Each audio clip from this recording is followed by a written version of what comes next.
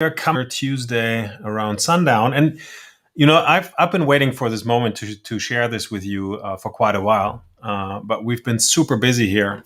You see, Patrick and Abdu, they don't even have time today. So, um, but I wanted to fill you in on something that I think is very relevant in this day and age where we all turned into salespeople magically. We all turned into people who have to convince you, of concepts, ideas, and like Daniel Pink says, we're in the business of moving people, right? Helping them make decisions. And so I consider myself an introvert totally, and I had to learn. I had to learn it from the ground up, like how to stand up and speak in front of people. I'm an engineer, so there's one thing I hate, and that is sales. And a lot of the founders I work with, they are like just the same. They are experts. They consider themselves smart.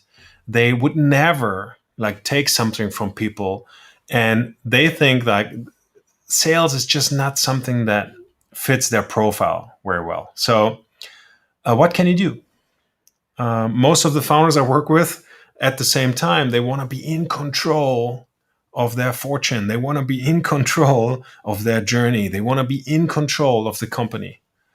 And like in a world where months tend to end around the 30th or the 31st, if it's not February, that includes the pipeline, right? You got to pay the bills. You got to keep your people, on nutrition in the game, in the race. So what can you do? You don't want to be salesy. You don't want to be intrusive, but still you need to get customers on board. You want to do more meaningful work with more customers. So here's something I have for you, and please challenge it, right? I mean, if you think it's total crap, let me know. If you think it's inspiring, let me know too. If this is something you like, you want to get more of, then please leave a like. If you haven't done so, subscribe to the channel. And here we go. So I remember this like it was like a Tuesday morning. I was about to leave my home and jump into the office. And I get this phone call from an old friend, right? It's like Robert. And I hadn't talked to Robert for 4 years or so. And he was like, he's coming through like totally excited. Like some of the few of the founders I work with are a little more on the extrovert side. And still, like the introverts don't know how to do sales in a way that feels okay for them and the customer. The extroverts don't know too. They tend to overdo it sometimes. So Robert is like, "Hey Marcus, I've seen you are like on LinkedIn. You are connected to this. And you're like, I need to talk to him." And then he goes on and describes the person he was referring to. And it took us a while, but we ended up understanding who he was talking about. And then he started talking. He started pitching how he had this new platform and how it would allow people to add Excel in terabytes to Word and then print it out with Chrome and whatnot, and how you could upload virtual machines now, and it would bit synchronize all of them around and stuff. And at some point, I had to interrupt him and say, like, "Hey, pal, listen, can you just give me a quick guesstimate how long your monologue is going on now?" And he was like, yeah, I'm sorry. Maybe some of which I'm telling you is not even relevant for you." I said, like, "It's been 18 minutes and nothing you told me is relevant for me. So here's what we'll do. I will give you the contact to the guy. I will introduce you, but you will drop the pitch you just did. You will just drop it. You will even forget that you have the skill to talk for 18 minutes straight. You just erase it from your brain, please. And instead, I want you to ask 5 questions. And that is what I wanted to share with you. There is something I like to refer to it as the 5-question close, right? Now, I like to do some marketing around our own procedures and methodology. But the basic idea is that you can have a very non-intrusive, a very non-salesy conversation with a future customer. And it only requires 4 or 5 questions. So if it's 5, here's the first thing I would do. The first question should establish relevance. It's about the customer's challenges or goals.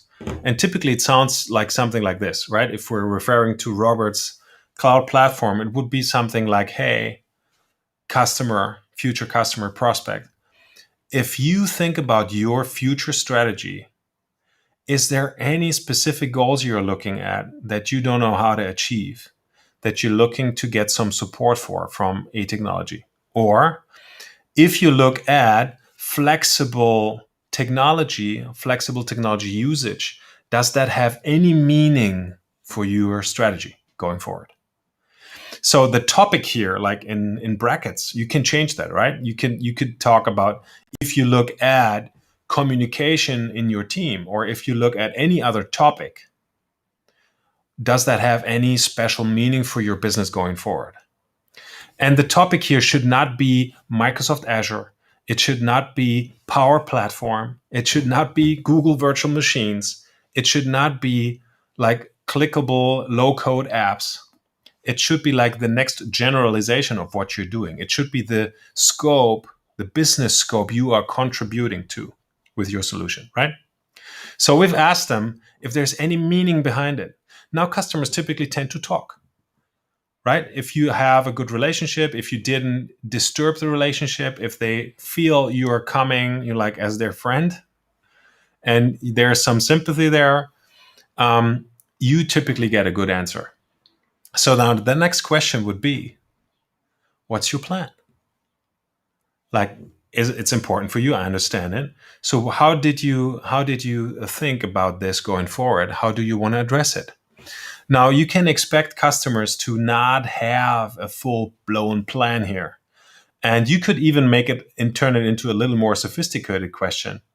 Because you could say, like, looking at your plans, how convinced are you that they will get you to that goal? So now the answer we expect is low confidence. Because if there was like high confidence, they would not be as elaborate. They would not enter an as deep dialogue with us, right? So now question number 3. Question number 3 will be that you look, now they have a goal and they don't have a plan. What you want to know is, okay, are you open for an alternative? Or are you open for an additional option? You can compare to the options you already know. Or are you open for a third opinion, maybe?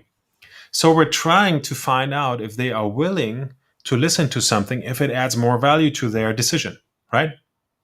And if they tell us that they are open, our next question, this question number 4, would be, what makes a great alternative for you?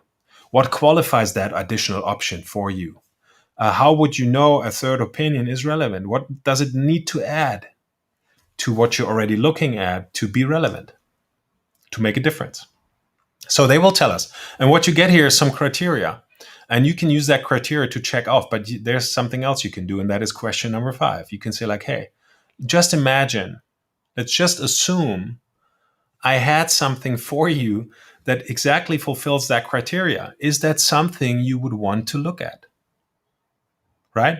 Or if I really had something that would fulfill on all of the criteria, what would be a reasonable next step? So that gets people moving, and they will never feel like you're selling to them, and you will never feel like you're selling to them. You're just finding out if looking at what you have to offer is a great decision for them.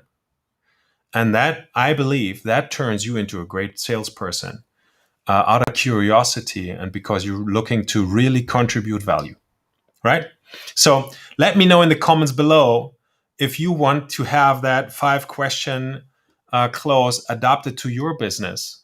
And if you want to, there's 2 options. You can give me your draft, right? You have to invest some time, go through the questions and make your best version.